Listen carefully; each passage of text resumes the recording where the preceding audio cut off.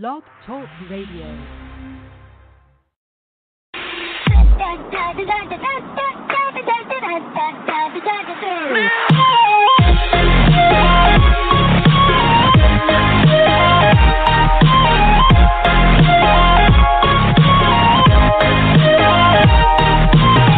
Live to tape, it's the TiVoMike Solutions broadcast of the TiVoMike Show, where sin is dumb, grace is king, and die to self has taken the place of YOLO as a life motto of choice.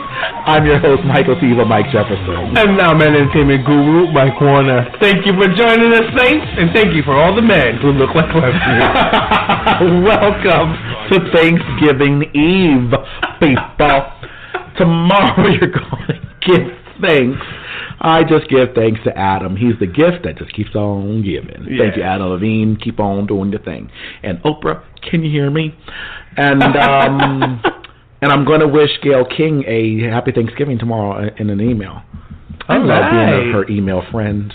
I love it. Listen, so remember, it's Thanksgiving Eve. Right. So you will not be sleeping home.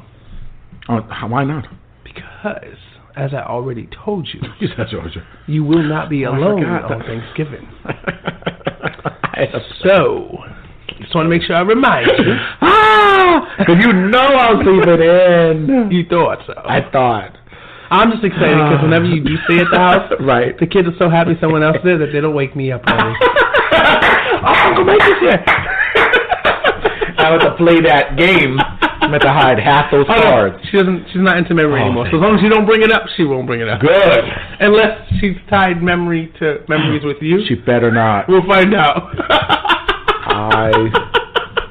I will not. I will discipline her. What's wrong with you?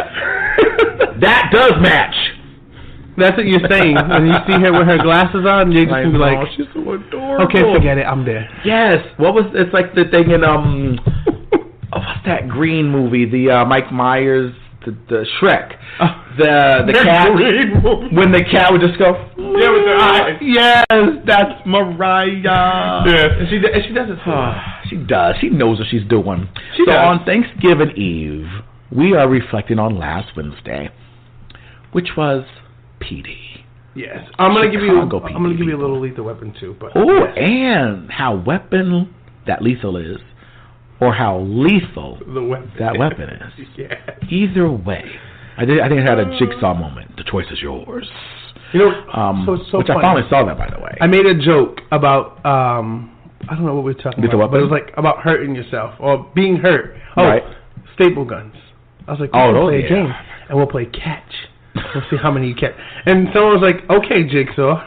Like, that's kind of funny. I didn't even think of that. Yes, that's what he would have done, but you catch it with your eyeballs. Now, do you want to live but you can't see, or do you want to see but can't live? Choice is yours. Oh my God! You showing me a picture of Mariah with glasses. She is so adorable. So now tell that face, no, you're not playing memory.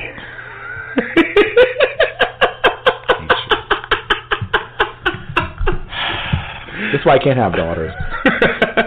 All that discipline will just leave. But I have to say, so we all saw the Lethal Weapon movies, and I know I said this before, and all 14 of them, even the one with 4. Chris Rock came in, huh? There's only 4. Oh, okay. Not 14. Like 14. But the thing is, right, so I'm excited because we're getting so much story of Riggs. And I know, the movies always hint. Yeah. Like he had a rough background. Right. Let me tell you something. Well, yeah, because he was arrested. Yeah. He was calling Jews names. Well, he had told... The Riggs character, not the actor. Oh, okay. They always give you, like, in the movie, they always hinted that he had a rough rough childhood or whatever. Yeah. Mike. And because uh-oh. What happened? What they bring? They pulled a This Is Us on Lethal Weapon. Did you cry? I didn't cry, but the guy who played the abusive father of Riggs when he was a kid. Oh, my God. When I tell you, so the episode last week. What happened? He was beat as a kid? Yeah, a lot. Well, his dad was a drunk, so he always just made stupid mistakes. What's with these drunk dads all of a sudden? Black. not that, but the opposite. Oh, yeah, that's true. I know. Ours just don't stay. Yeah. And theirs drink. Yeah, a lot. I'm sorry. It's crazy. I don't know what's worse. I was going to say, leaving or drinking. Like, they both seem to be pretty bad. Pretty bad options. So, but for whatever reason, options as a parent, you're either going to drink him a lot. And they give you a couple flashbacks before where it was like rough and he's hiding out. But you didn't see the severity of it. On why he was hiding. Yes. And then this one episode, it's him and his brother, and the father was yelling at the brother. Oh, wow. Oh, so he has a brother. Yeah, he has an older brother. And maybe he's a younger. So I can't really tell if he's older, but they're around the same age. Right. And Mel Gibson, Clayne Crawford. What were you going to say? Look what you made me do? Okay, Taylor. Clayne Crawford's Riggs character as a kid pulls the gun on the dad. Oh, my God. Because he's trying to stop him hitting the brother. As a teenager, I'm assuming. Yeah. Okay. And all of a sudden, he goes, well, who doesn't pull their gun out on their father? You're going to shoot me? And he puts the gun to the head. Pull the trigger. Pull the trigger. And when the kid didn't, he took the gun from Why didn't he pull the trigger? Because he was only a kid. He didn't know enough to pull the trigger. He just was trying to stop the dad from hitting the brother. With the gun. Yeah, I know. So follow through. Thank you. Listen. Because that would have been because that would have shown why he's traumatized. That would have been a great story. But here's how they fixed that. So they didn't, this father. Beat the snot out of his kid. Yes, because you trying to kill him. But when I say beat the snot out of him, like the brother was getting hit, he was getting fist. Like, and the little boy was on the ground, and the father was slugging him wet. And the guy who played the father, he Lawrence Fishburne. Okay, see, I don't want to see him in nothing because I'm telling you, when he played it too well. When he hit the kid the third time, his face was all red and bloody. And right where the knuckles kept hitting the face and the cheekbone. And I'm like, someone do something. The brother who was being defended shot the father, but from behind. So he killed him right through the face. And Riggs was the one getting hit when that happened. So now it explains. Oh, my God. This next level of trauma. Because he was going to kill the son. Yeah. If he wasn't going to stop punching. He wasn't, no. Wow. Mike, when I tell you, I was so hurt. Go Fox. I was.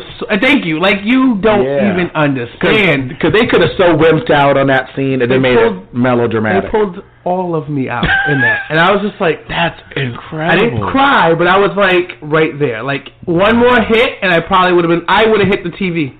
Wow, is that because he's so convincing. So they give you this whole backstory because what happened is his brother actually gets out of jail and is part of a crime. His brother got put in jail for that?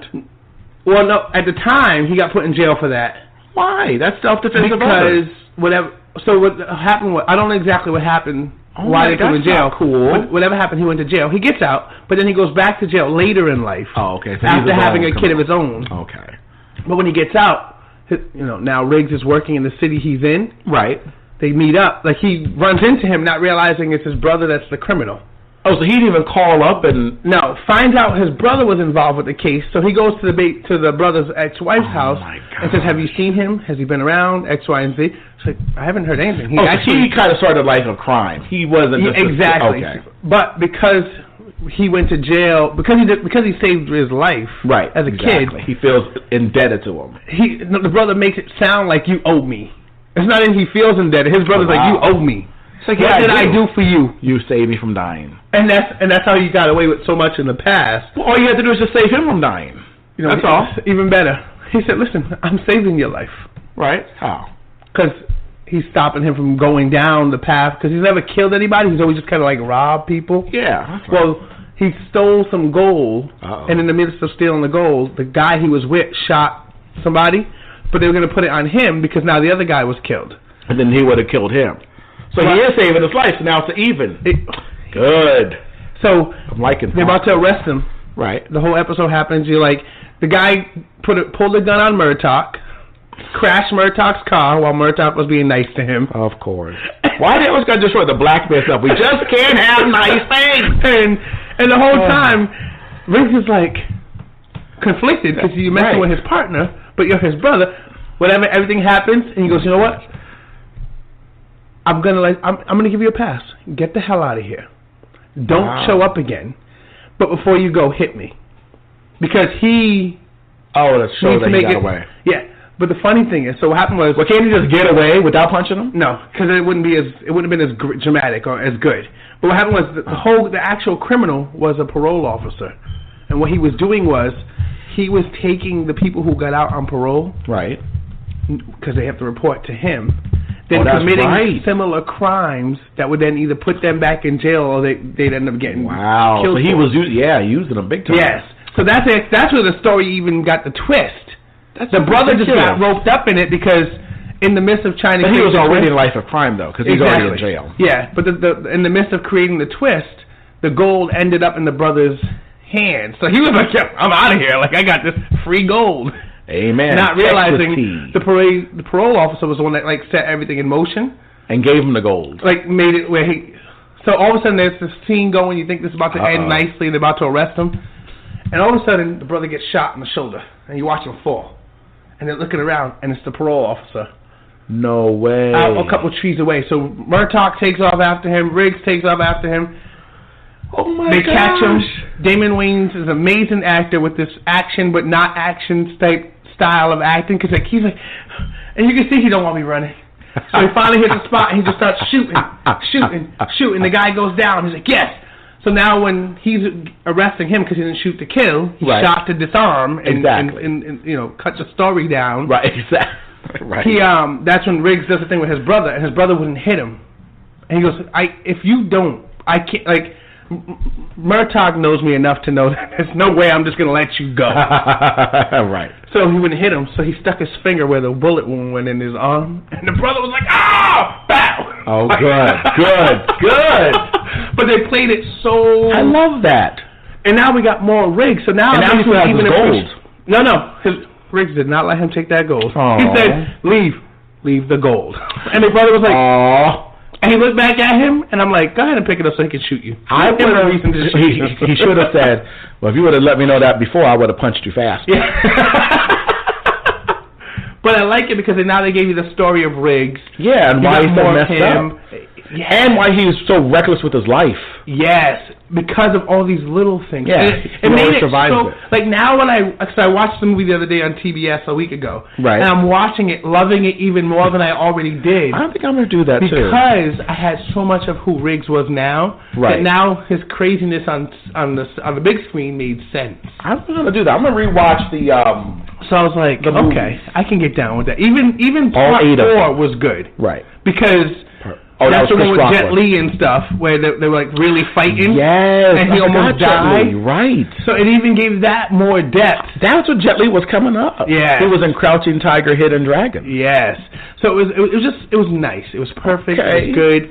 And the moral to this is you don't owe nothing to no one but to love him. That's right. And you have to love them and walk away. When people do good for you, you thank them. Exactly. That they were an instrument of God to bring to you a blessing. But your gratefulness, gratitude, love, trust goes to God, not to them. Come on now. That's like if I picked you up in a car, you don't thank the car. Exactly. You thank me. I use the car to bless you. Yes. And the Riggs brother is a car. Yes. Mm-hmm. And the other great thing about it, again, Fox, Lethal Weapon cast. What they do. They all favorite, reply, and tweet with me on Twitter. Yes. Because we in the show would follow us, retweet us. Yes. They listen to us. It's amazing. So I started using Instagram just a little more. Right. Because the Fox cast uses Instagram a lot. Especially for that show. So when they're using it, that's what I'm talking about. I've been on it now and getting them to reply me there. So now they're tying my TiVoMike 84 with the actual person they see on Instagram. Right. Because there's actual pictures on there. I don't do a lot on Twitter with pictures. Perfect. So I was like, okay, all right. I'm learning how they interact. Isn't it fun? So much fun. There's so much. It is so much fun.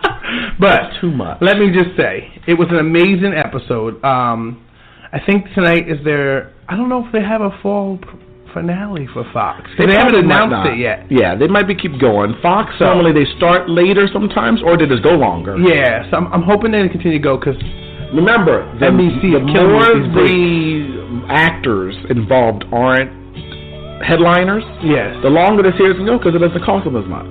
Gotcha. These shows, the more expensive they are, the less episodes we're going to get people. Learn our lesson. Roseanne is only going to be 8 episodes because everybody's paying $1 million. You know, they're all fat and healthy. This is the TiVoMike Show. Thanks a lot for this. Cause you might end up missing out on life's short little song. She's saying, ooh, you got one life to live. She's singing, ooh, you got one life to live. Don't let it go. Ooh, you got one. They say you are an all-consuming fire, the Alpha and Omega, beginning and the end, good and forgiving and living in your love that stretches from everlasting to everlasting.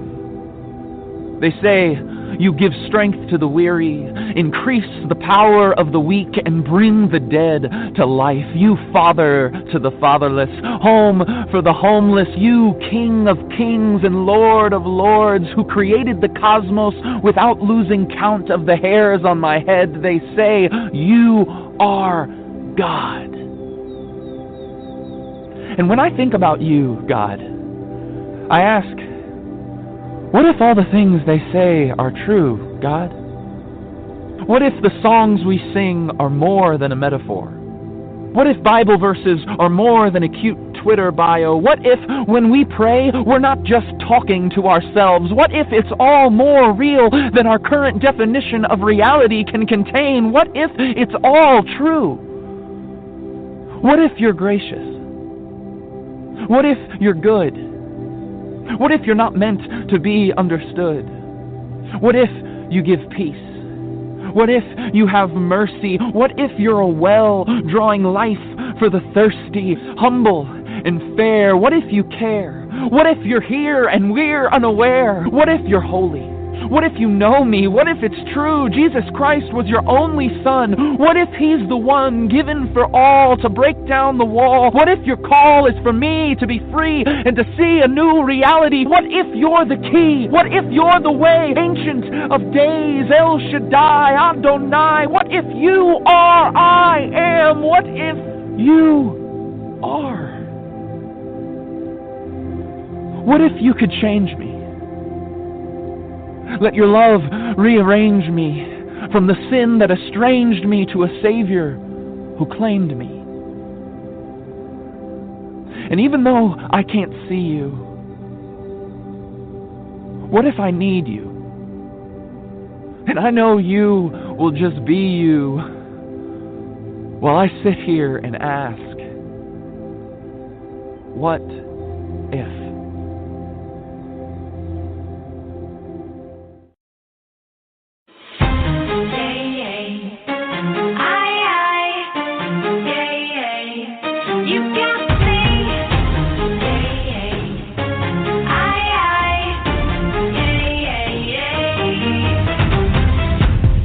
Nothing left to lose, nothing left to win. End of the road. Nothing more to say. In every single game, every single play, every day. And every time you talk, when you walk, when you hold me. Every time the sun goes out, when the stars collide, when you touch me, you got me.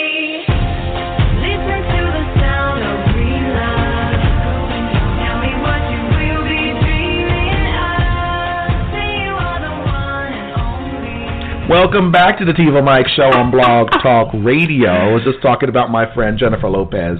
How Jennifer, she is still Jenny from the block. She used to have a little, now she has a lot. She knows where she came from.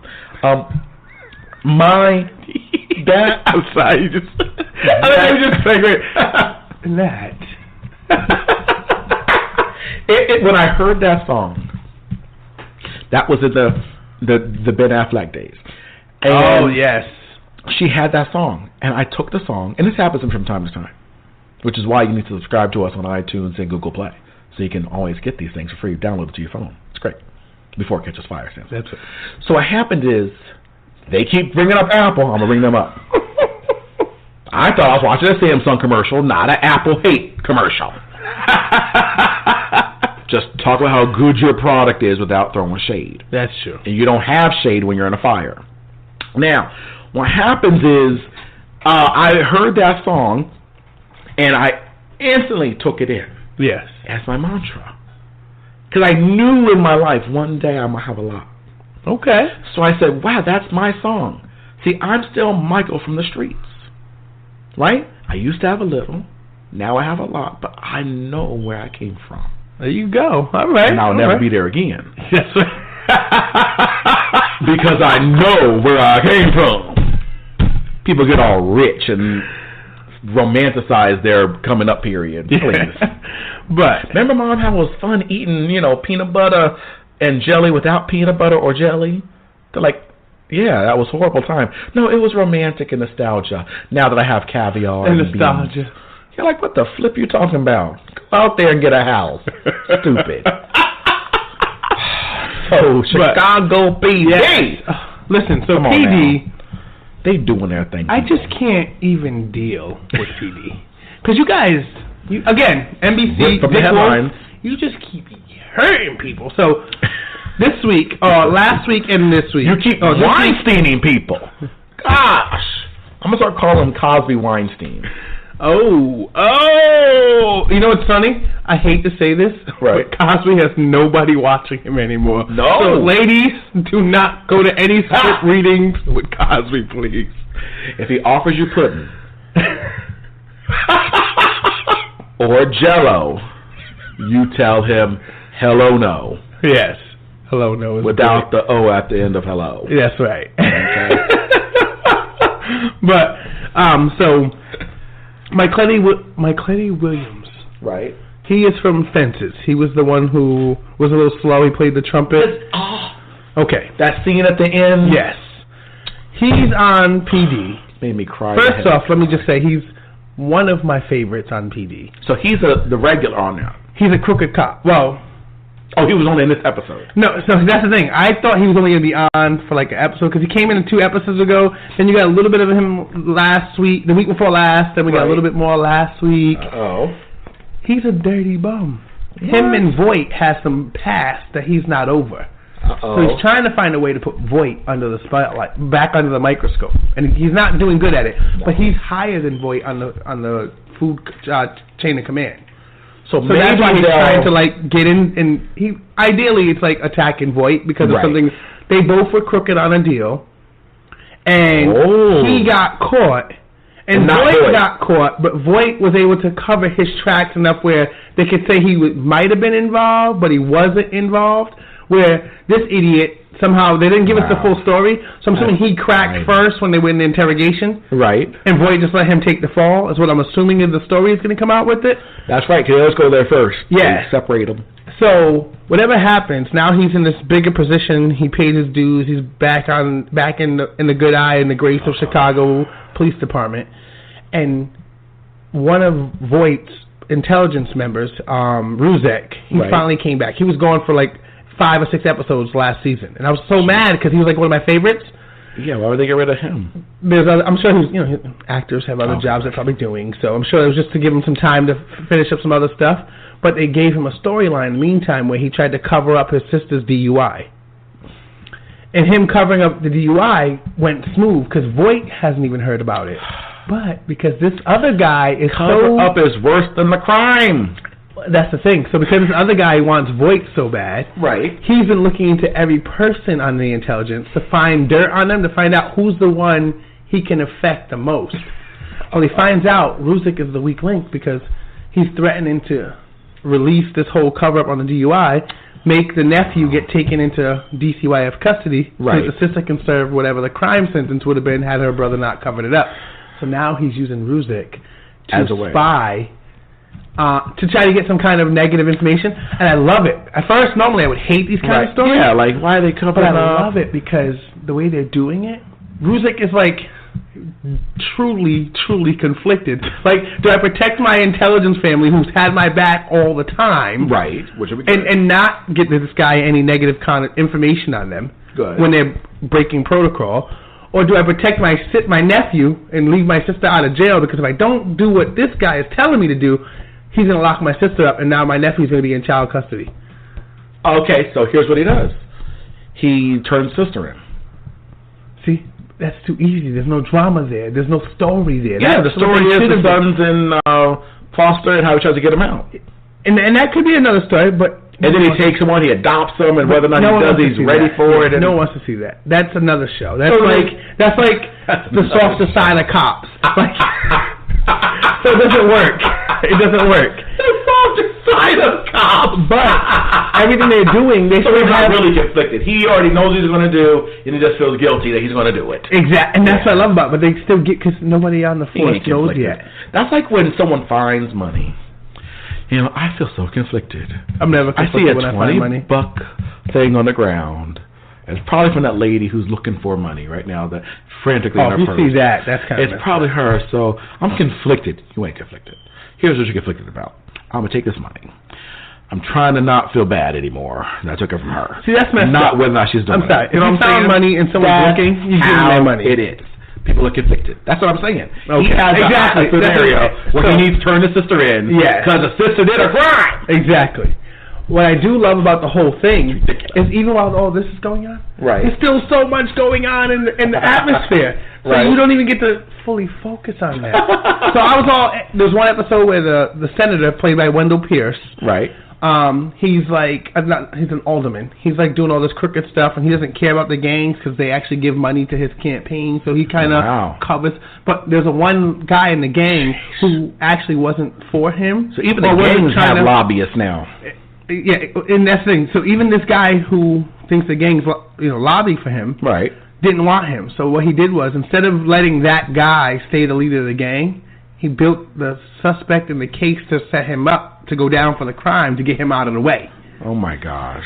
So my Cletty Williams looks like the good guy this episode. So I was like, wow, I tweeted, so happy to see Woods not trying to take everybody down. And my Cletty's tweeting back with me. We had a great conversation for like 8 tweets. Are you kidding me? And finally he goes, keep watching. And then the episode ends and he goes right back to being the asshole that he was on the show. No way. As I tweeted, I was like, you really did this to me? And he just wrote, ha ha. I was like, okay. And how will people respond to you on Twitter? TiVoMike84 on there Twitter. You go, people. Don't forget. You got celebrities tweeting him. Yes. I'm going to have at least 1, if not 2 actors from the cast of Lethal Weapon follow me by the end of the season. Amen. All right. That is my goal. I'm shooting for Damon Wayans. Oh, listen, if Damon Wayans does, I might quit my job. I'm just saying. Like, come on. I know I've made it, man. If he's following me. Santa, don't get worried. She's looking at the household. She's going to do what now? All right. It's okay. Let's not panic. Let's just get more coupons. Right? We got our 4 rolls. This is good. We got our savings. All right, we can do this. We can do this. This is the TiVoMike Show.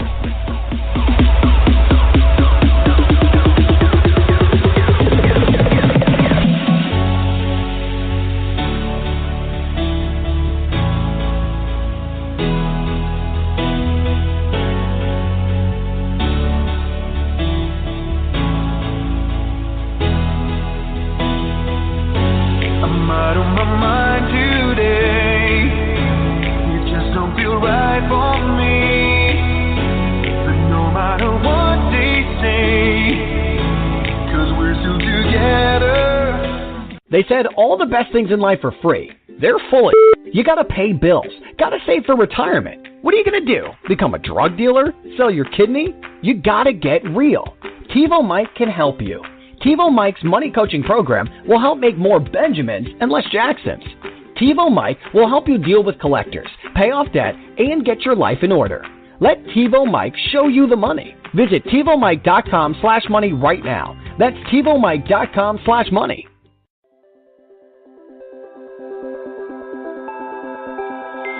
Look into my eyes and show me your adventures I haven't seen. Taking all the life that hits the spot, walking on fantasy. Take me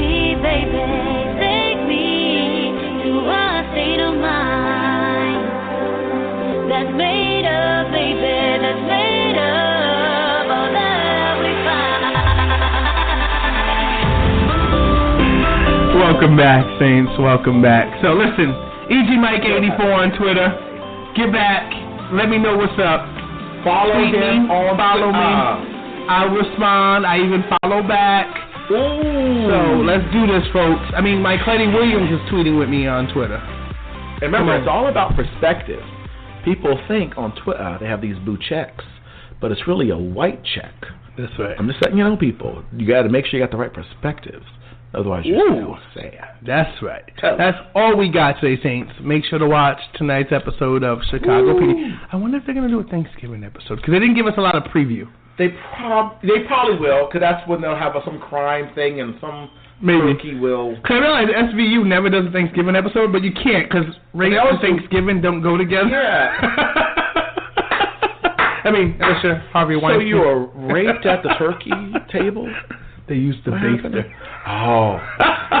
That's right. That's all we got. No, that was in, no, they used the baster in that movie, Are You Alone? Or Lights Out? Lights Out or something. When the blind guy? Yes. Mm-hmm. Yeah. That's all we got today. Thank God. Yeah. So I pray today's was a blessing. Whatever. Live the blessed life.